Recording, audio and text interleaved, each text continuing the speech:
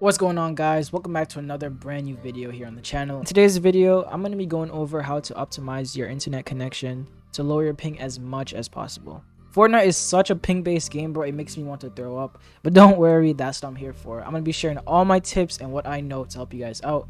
Make sure you guys watch until the end so you don't miss out on anything. Also, if this video does end up helping you out, be sure to drop a like and subscribe if you're new. I don't want to make this video too long, so let's just get right into it. First things first, I'm gonna start with the basics because a lot of these things seem to be misunderstood in the community, and again, I'm simply sharing the knowledge I have, so I can't get too into detail with how these things work. But the first tip is you need a wired connection, preferably utilized in a category 6 or cat 6 cable. Console or not, you need a wired connection. When I was on console, people used to be so confused on how I was able to get 0 ping, and my answer was always the Ethernet cable. It's simply a method that ensures there's a stable connection between your device and router, so you get most out of your router. So that's the first thing you want to make sure you have before you start complaining about your ping. Listen, man, even for all my Switch boys out there, there's a $10 adapter on Amazon that actually turns one of your USB ports into an Ethernet port, so you can plug the Ethernet cable into the Switch dock.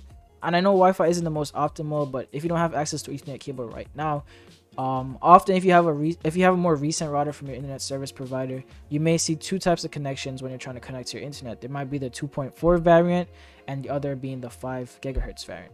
I do recommend testing both signals, but keep in mind 2.4 generally has slower speeds, but it is capable of further ranges, while the 5G version generally has faster speeds but a lower range. All in all, I do recommend using the 5G variant of your Wi-Fi if you don't have access to Ethernet cable, especially if you're closer to your router, as is the most optimal one for gaming in my humble opinion, but again, only if you're closer. If you're further away, the 2.4 version might actually have faster speeds, so again, just test both and see which one works best for you. Another simple tip I have, guys, is actually manually picking your DNS servers. This works on every device and it's something I used to do much more on my PS4 than my PC, but it actually used to help me out by a huge amount. I recommend researching which is the most optimal for your region. A simple Google search will often bring up many different DNS servers you can experiment and try with, but if you're in the East like me, I recommend starting with the one I have on screen right now. Me and my friends often use this one a lot, and I remember once I used to have to play on Wi-Fi on my PS4 and like 60 ping, and this DNS server, when I learned about it, brought it down to around 20ish, which is a significant difference when it comes to just editing and just overall Fortnite gameplay. So yeah, try this out. If it doesn't work, try experiment with other DNS servers that you may find. Next tip I have is just making sure the Ethernet cable or port you were plugging it into isn't damaged. You can verify this by trying a new or spare cable you have lying around and switching the port you're connected to. These cables are kind of delicate and they need a constant secure contact with the port to keep consistent speeds. Hence why the cable actually has a clip to hold it in place when you plug it in. So yeah, try this out because if the cable is broken, this is actually a big problem when it comes to speeds. So this can actually help you out. The next tip I have is actually simply making sure you're on the right Fortnite server. I can't tell you how many times I played my friends and we realized one of us is actually set to the wrong server.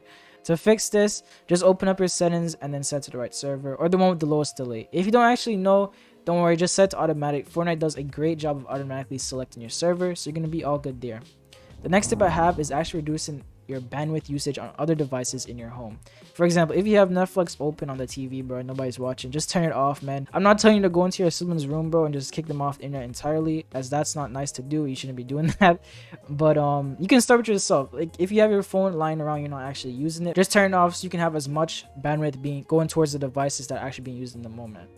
The last tip I have is actually calling your internet service provider. Use this as a last resort. Most often what they'll do is just perform a reset on your network, but they can also come to your house, inspect your equipment, and they can provide methods on how to optimize or fix your connection to ensure you're getting the speeds you're paying for.